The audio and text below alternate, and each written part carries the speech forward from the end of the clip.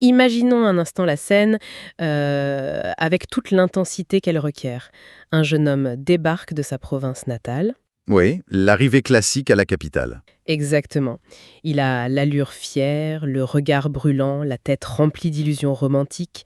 Et il arrive dans le Paris du XVIIe siècle avec des rêves de gloire absolument grandioses. Et le choc va être rude. Ah ça, c'est sûr. À la seconde même où ses bottes touchent les pavés de cette capitale bouillonnante, il se heurte de plein fouet à une réalité implacable, la brutalité des hiérarchies sociales.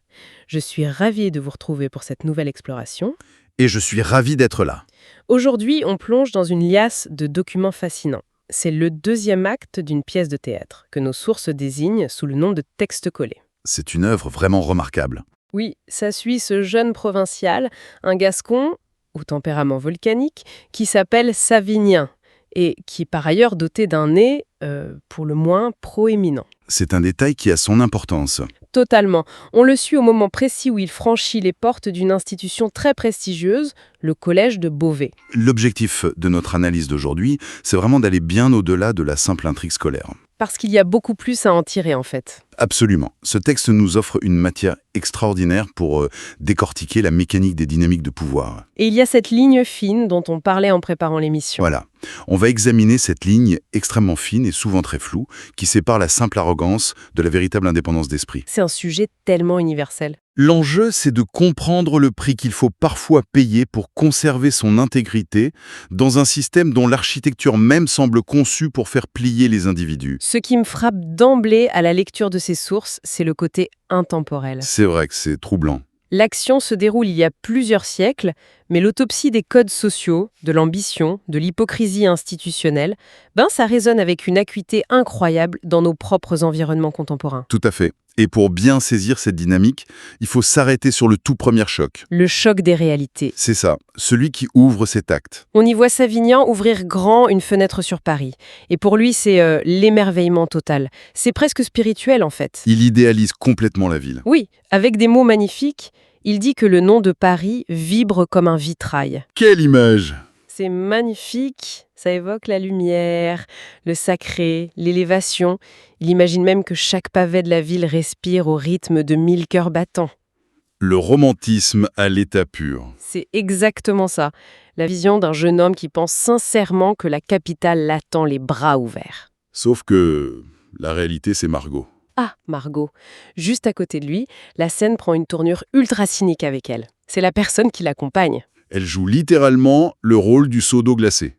Ouais, là où lui entend des cœurs battants, elle, de son côté, elle n'entend que 1000 gueules criantes. Et cette opposition, bien que ce soit une technique narrative assez classique, elle est exécutée ici avec une précision chirurgicale. Savinien incarne cette illusion universelle de la jeunesse, non ? Absolument, c'est cette croyance très tenace que le talent brut, que le panache ou l'audace suffiront à eux seuls à faire céder le monde. Alors que Margot, c'est tout l'inverse. Margot, en revanche, c'est la voix d'une réalité socio-économique beaucoup plus sombre. Elle lui dresse un portrait terrifiant de la survie urbaine. Les loyers qu'on ne peut pas payer. Les hivers passés sans pain, et par-dessus tout, l'humiliation institutionnalisée. Elle lui parle de ses dos pliés devant les grands seigneurs. Elle essaye de le préparer, en fait. Elle tente de lui faire comprendre que dans ce monde-là, la renommée ne s'acquiert jamais sans avoir d'abord appris à ramper. Et ça nous amène à un personnage qui, très honnêtement, vole presque la vedette dans cette première partie. Catherine. Catherine, oui, la tante de Savinien. Les sources nous la décrivent d'une manière hyper spécifique. C'est une femme de 45 ans et surtout veuve depuis 8 ans. Et ce détail des 8 années n'est pas anodin du tout.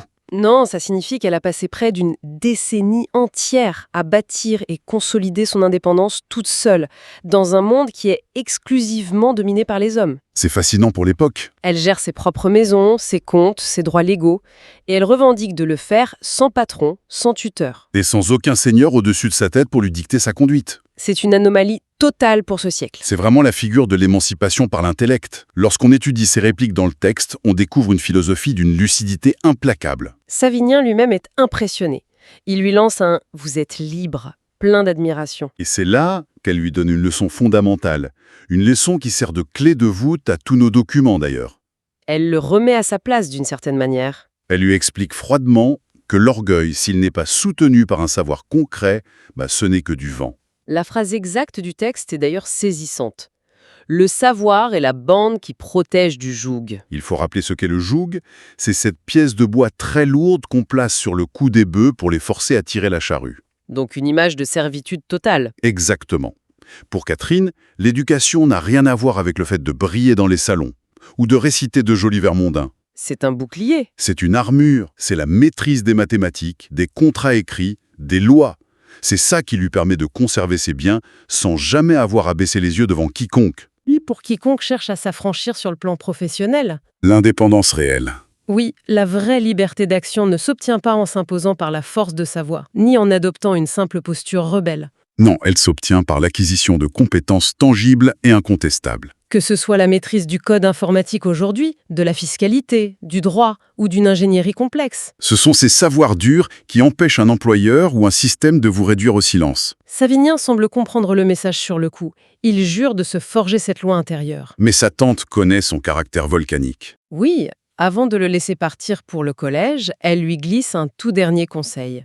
Elle affirme que Paris ne respecte que la force, que si on plie, on est brisé, et qu'il doit se faire respecter dès le premier jour. Et c'est là que le drame se noue véritablement. À cause de l'interprétation de ce conseil. C'est le point de bascule de tout l'acte. Il y a une différence fondamentale entre l'affirmation de soi, telle que Catherine l'entend, et l'agression frontale. Et Savinien, avec son tempérament bouillant, il va confondre les deux de manière assez spectaculaire. C'est un désastre annoncé. Ce qui pose la question de son arrivée au collège de Beauvais. La première scène, dans le bureau du recteur Grangier, c'est un naufrage diplomatique complet. Le recteur Grangier nous est présenté comme un administrateur très rigide. Plongé dans ses registres, c'est vraiment le gardien du temple de l'ordre. Et Savinien entre là-dedans avec une attitude de pur conquérant. Il annonce à la cantonade qu'il est prêt à briller. Il dit même espérer trouver des dignes adversaires. Le recteur tente bien de le tempérer. Il lui rappelle qu'ils sont dans un lieu de science, pas sur un champ de bataille. Mais c'est plus fort que lui. Surtout au moment où entre un certain Claude Montfleury. Les notes nous indiquent que ce garçon est le roi du collège. Le meilleur élève en vers latin et le neveu d'un célèbre acteur de théâtre. Et là, coup de théâtre. Savinien lance les hostilités sans aucune provocation préalable. Il faut vraiment analyser cette attaque de près. Savinien s'en prend au nom de Montfleury avec une fausse innocence extrêmement agressive. Il insinue que son oncle, acteur, se fait huer par le public pour son manque de talent et de cœur. C'est une tentative claire de rabaisser le mal dominant de l'institution. Et ça directement devant l'autorité suprême, le recteur. C'est la tactique classique du nouveau venu dans la cour de prison, qui s'attaque au plus grand pour asseoir sa propre réputation. Mais Montfleury ne se démonte pas une seule seconde. Il encaisse, il observe et il riposte, avec une précision cruelle sur le point faible le plus évident de Savinien. Son apparence physique? L'insulte est hyper théâtrale. Il s'exclame « Quel capé, quel promontoire !» en ironisant sur la taille du nez de Savinien. Il a même jusqu'à demander s'il s'en sert pour remplir son encrier. La réaction de Savinien est immédiate. Il bondit et terrasse Montfleury d'un fulgurant coup de poing. Le texte décrit le bruit sec du coup. Le tintement du sablier qui tombe sur le bureau du recteur. Et l'explosion de fureur de Grangier, évidemment. Le recteur menace de les renvoyer tous les deux et avertit qu'au prochain écart, ce sera à l'exclusion définitive. Si on décortique cet échange sous le prisme des sciences politiques ou même de la sociologie des organisations, c'est un cas d'école fascinant. Sur l'opposition entre différents types de pouvoirs, c'est ça? Exactement. L'opposition entre le pouvoir dur, le hard power, et le pouvoir doux, le soft power. Savinien utilise la force brute. C'est bruyant, c'est immédiat, mais c'est surtout répréhensible par le règlement. Alors que Montfleury, en revanche, excelle dans l'influence sociale. Son insulte était purement verbale, mais calculée spécifiquement pour susciter une réaction physique chez son adversaire. Il l'a poussé à la faute. Le recteur Grangier le souligne d'ailleurs en privé plus tard. Il voit en Savinien une force brute mal dirigée, un lion qu'il aimerait dompter. Mais il constate que le mal social est déjà fait. Et ce fameux mal social, on le voit de façon flagrante dans la scène suivante, dans la galerie du collège. C'est là qu'on assiste à la mise en place méticuleuse de l'isolement de Savinien. C'est là qu'on réalise que Montfleury n'est pas juste une petite brute arrogante. C'est un stratège redoutable. On le voit interagir avec un élève beaucoup plus jeune, très timide, qui peine sur un exercice de poésie latine. La fameuse ligne de Virgile, Arma virum que cano. Montfleury s'assied avec lui. Il prend le temps de lui expliquer la scansion, de lui montrer comment placer les accents toniques, les dactyles et les spondés. Il est vraiment essentiel de s'arrêter sur ce détail technique. Parce que ça paraît anodin des devoirs de latin. Mais dans le contexte de l'époque, maîtriser la métrique latine, ces fameux dactyles et spondés qui définissent le rythme du vers, ce n'est pas juste faire ses devoirs sagement. C'est quoi l'équivalent moderne en jeu vu?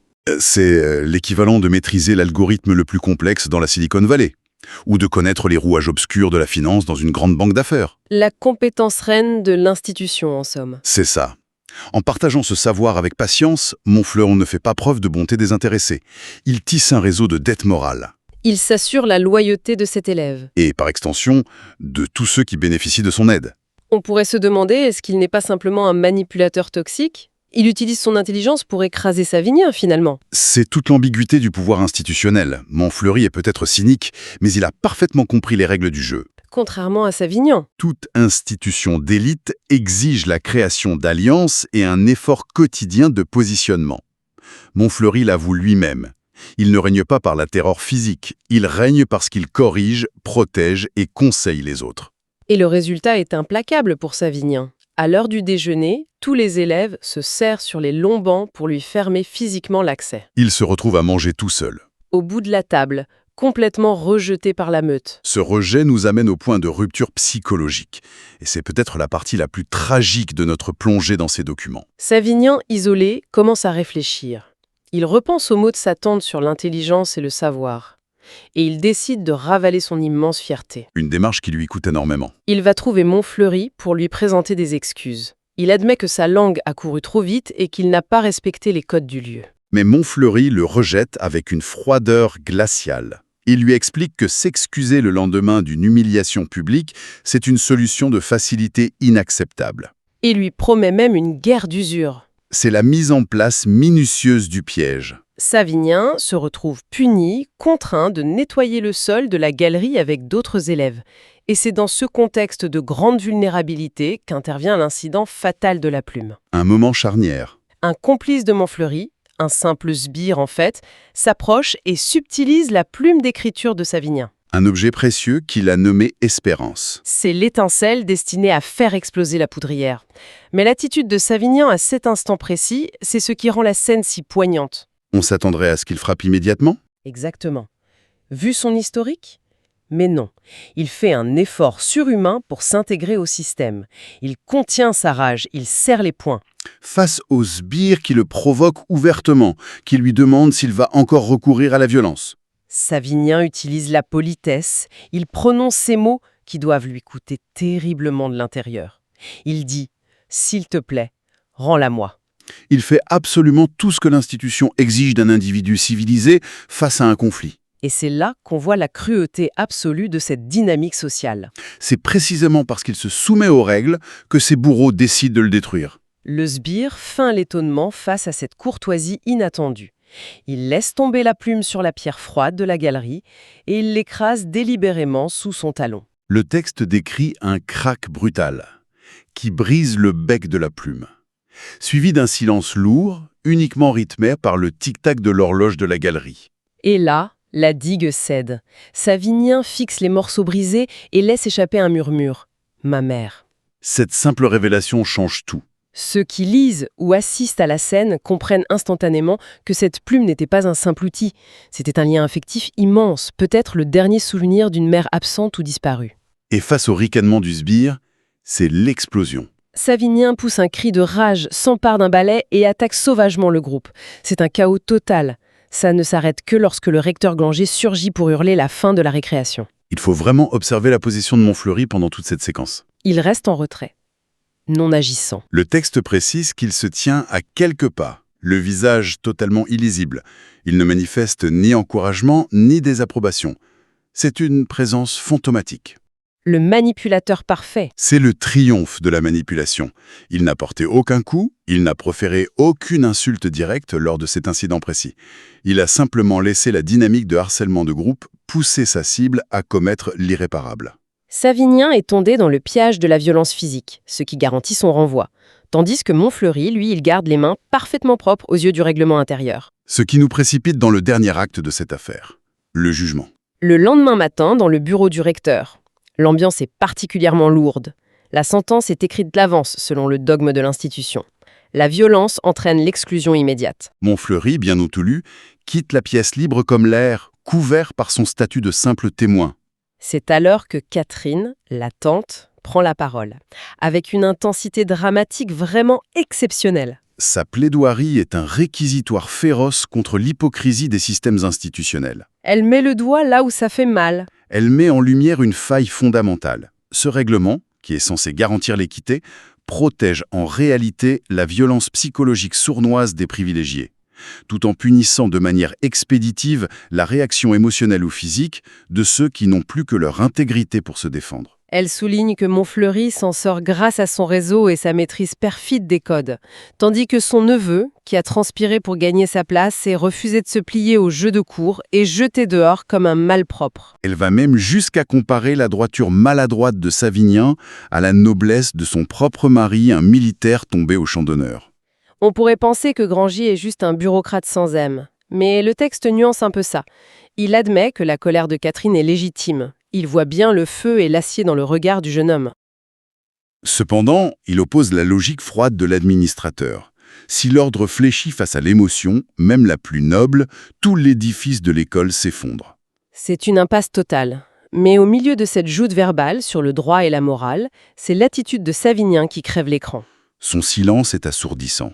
Alors que la logique voudrait qu'il plaide les circonstances atténuantes, qu'il parle de la provocation, du symbole de sa mère profanée, il choisit de se taire. Il refuse catégoriquement de marchander sa dignité. Il déclare simplement qu'il a eu tort d'agir ainsi et qu'il accepte son destin. C'est un refus de participer à un jeu dont les dés sont pipés depuis le début. Il comprend que s'expliquer, ça reviendrait à valider un système biaisé. Il préfère partir en gardant son honneur. Et c'est au moment où tout semble perdu, alors qu'ils franchissent la porte, qu'un détail inattendu vient tout changer. L'intervention du précepteur ? Oui, le précepteur du collège retient Catherine un instant. Lui, il n'a pas vu la bagarre à travers le prisme strict du règlement scolaire. Il a vu la posture, la franchise de l'attaque. En fait, il a vu un soldat.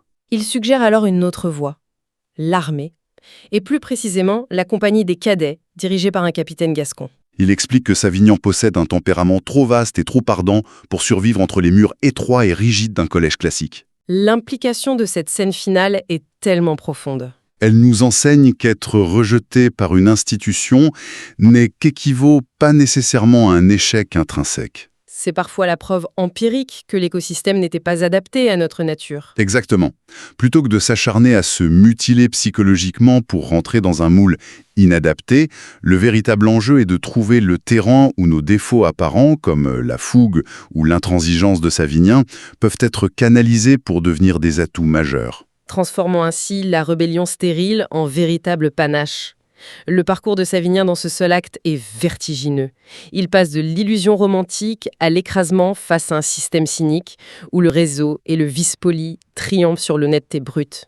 Mais au lieu de se briser, il trouve, grâce à ce renvoi, la direction d'un destin qui correspond véritablement à son essence. C'est une histoire de résilience pure. Mais avant de nous quitter, il reste une dernière image dans ces documents. Un détail sur lequel il faut absolument s'arrêter. La pièce s'achève sur une vision très silencieuse. Le recteur Grangier est resté seul dans son vaste bureau. Lentement, il ouvre un tiroir et en sort ce petit morceau de bois cassé. Le bec de la plume de Savinien. Qu'il avait lui-même ramassé sur le sol de la galerie. Il le tourne entre ses doigts, plongé dans un abîme de réflexion. Il se demande quel secret, quelle douleur ce garçon gardait si farouchement enfermé derrière son refus de s'expliquer. C'est une image puissante. Et cela nous pousse à une réflexion qui dépasse largement le cadre de cette histoire du XVIIe siècle. Une réflexion tournée vers nos propres comportements modernes. C'est-à-dire ? Dans quel sens ? On passe beaucoup de temps à critiquer les institutions ou les règlements aveugles. Mais si on regarde nos propres milieux professionnels, nos cercles sociaux, ou même nos interactions sur les réseaux sociaux, ne sommes-nous pas souvent les architectes de ces mêmes dynamiques ? C'est la question. Les algorithmes modernes, tout comme les cultures d'entreprise un peu toxiques, récompensent massivement le soft power de type Montfleury. L'art de l'insinuation polie. La capacité à mobiliser un réseau pour isoler quelqu'un.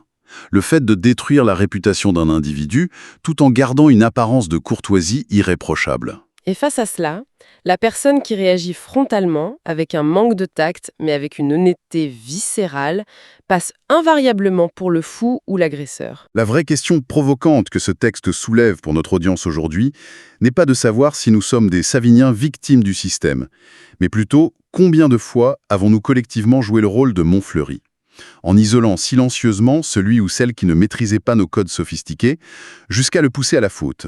Voilà de quoi alimenter de longues discussions autour de la machine à café. Ou du moins, de quoi nous faire réfléchir à 2 fois la prochaine fois qu'on observe quelqu'un se faire exclure d'un groupe sous prétexte qu'il a simplement mal réagi. C'est une remise en question nécessaire. Merci de nous avoir suivis dans cette exploration riche en rebondissements. C'est tout pour aujourd'hui. On se retrouve très vite pour décortiquer ensemble de nouvelles sources fascinantes.